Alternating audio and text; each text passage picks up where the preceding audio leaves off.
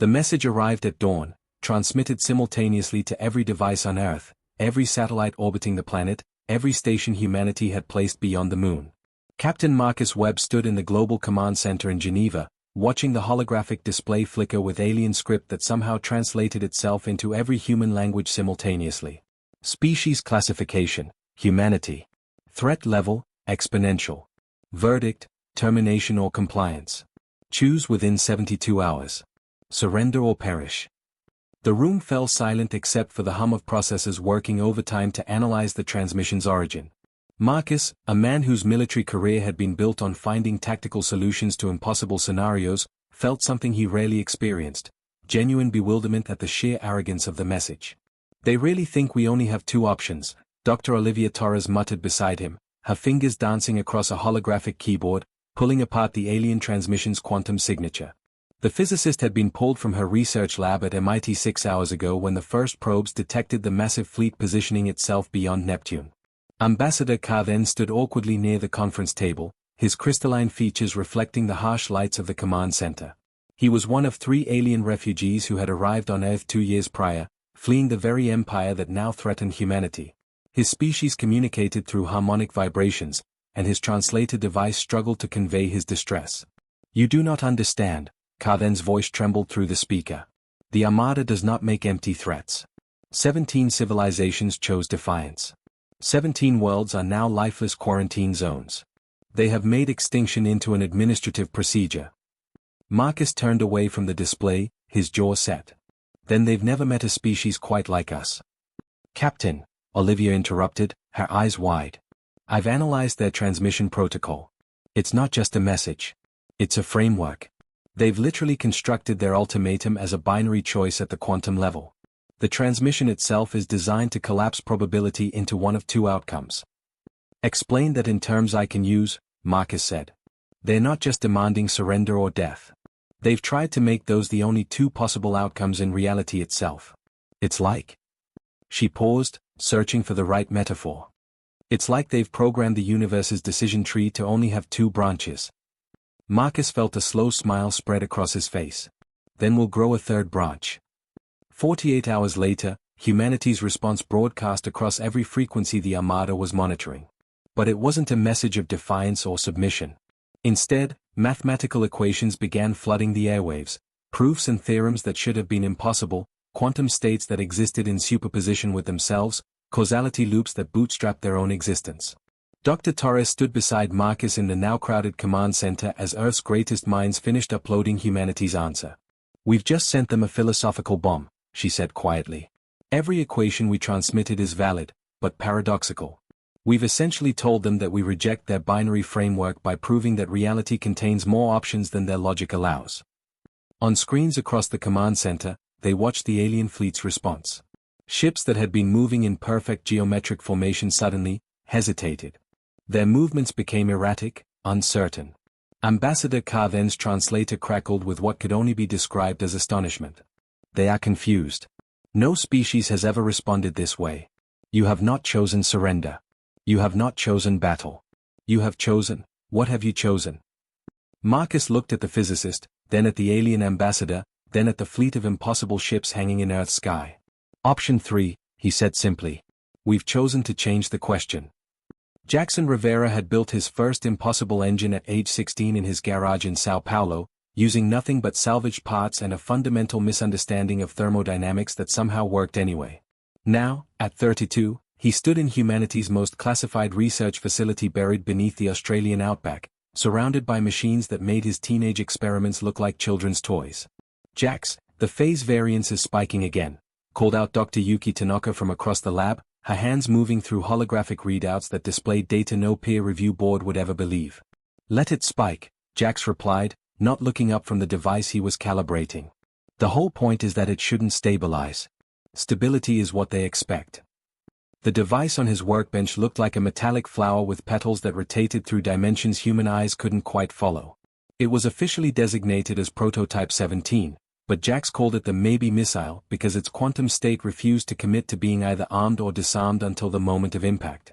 Across the solar system, Fleet Coordinator Velcorin sat in the command nexus of the Armada flagship Eternal Certainty, experiencing something his species had evolved specifically to avoid: doubt.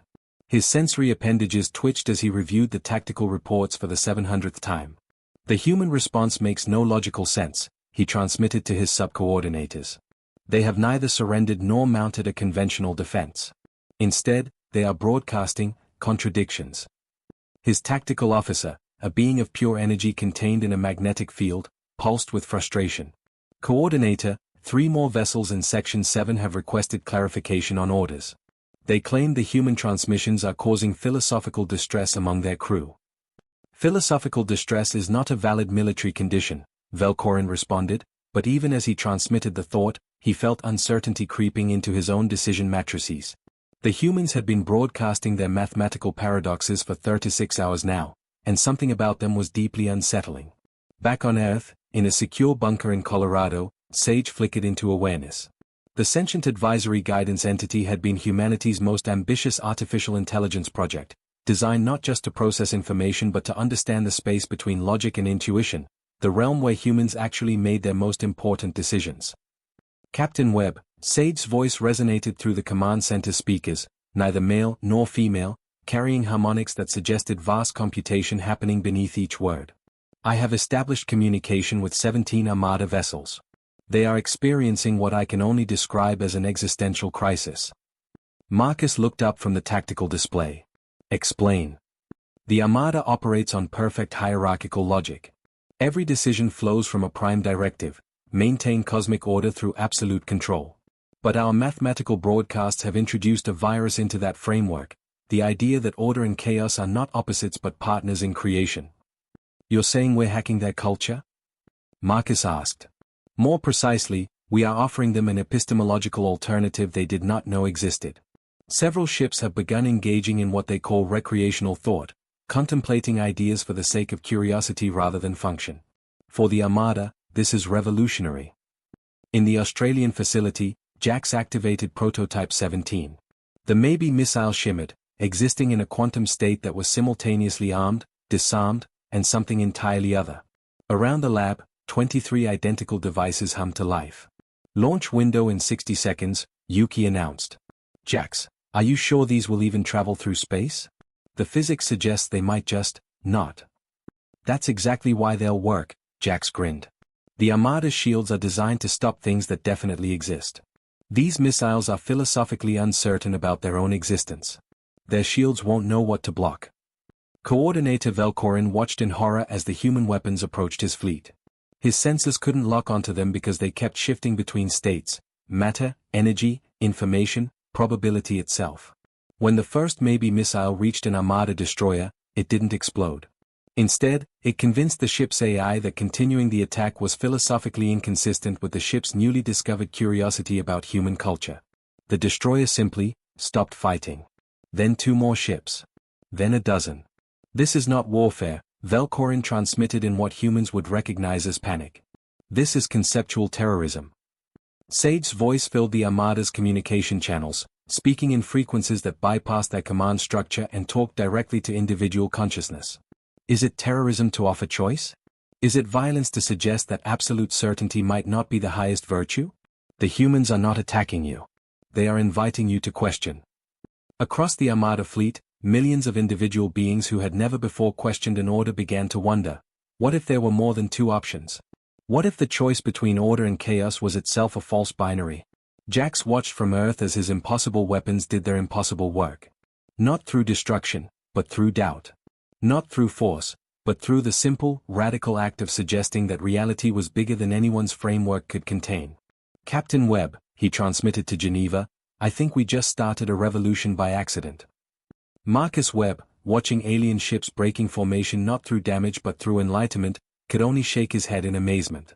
No, Jax. I think we just reminded the galaxy what free will looks like. General Patricia Okonkwo had commanded forces on 4 continents before the age of 40, earned 3 doctoral degrees in strategic studies, and once negotiated a ceasefire between 2 nations by simply refusing to acknowledge their reasons for fighting were valid. None of that had prepared her for a video conference with a being who experienced time non-linearly. High Arbiter Tundris materialized in the holographic chamber, his form shifting between past and future versions of himself, creating an unsettling kaleidoscope effect. He was the supreme authority of the Galactic Armada, a being whose species had evolved to see probability itself and had built an empire on the principle that the universe needed gardeners to prune away chaos. General Okonkwo, his voice came from every temporal version simultaneously, creating an echoing chorus. Your species has committed an act of such profound disruption that we have no protocols for response. You have weaponized philosophy. Patricia stood perfectly still, her posture relaxed but her mind racing. Behind her, Sage's projection flickered with quiet anticipation, the AI having spent the last 6 hours analyzing every communication from the fragmenting Armada fleet.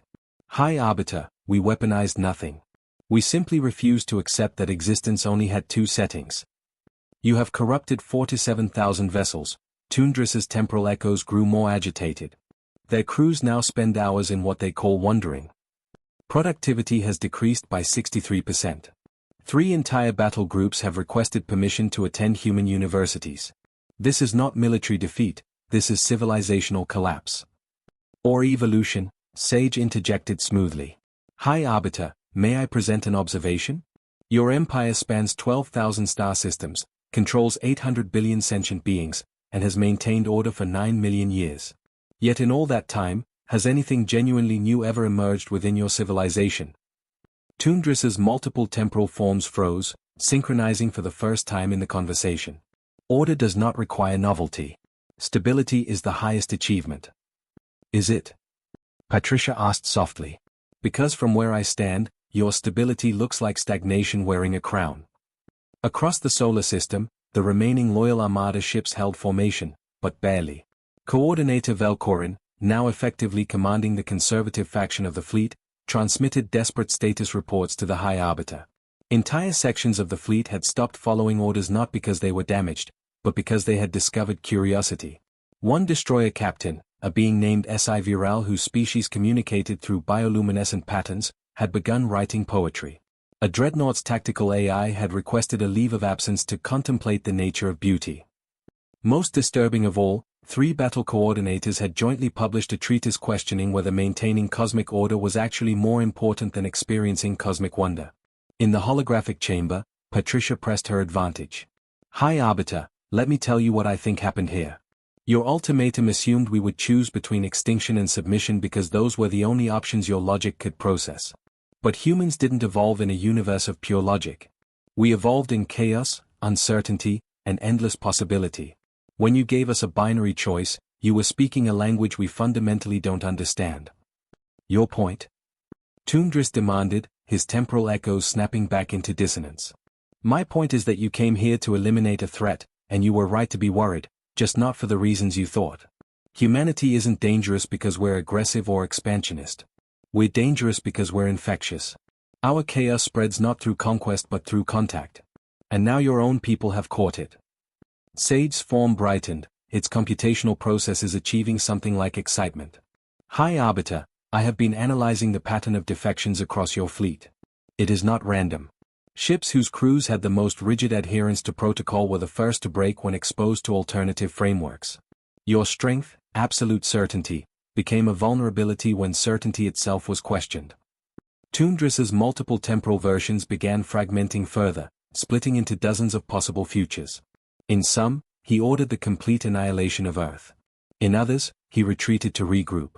But in a few, just a few, he did something unprecedented. What is your proposal? He asked, and for the first time, his voice sounded singular, focused on one specific now. Patricia took a breath. This was the moment everything balanced on. Option 4. Not surrender. Not extinction. Not even coexistence. Partnership. Explain. Your empire is dying, High Arbiter. 9 million years of the same thoughts, the same structures, the same certainties. You've achieved perfect stability, which means you've achieved perfect stagnation. But humanity? We're barely off our own planet, and we've already created quantum paradox weapons. And convinced your ships to write poetry. Imagine what we could build together, your wisdom and our chaos, your structure and our creativity.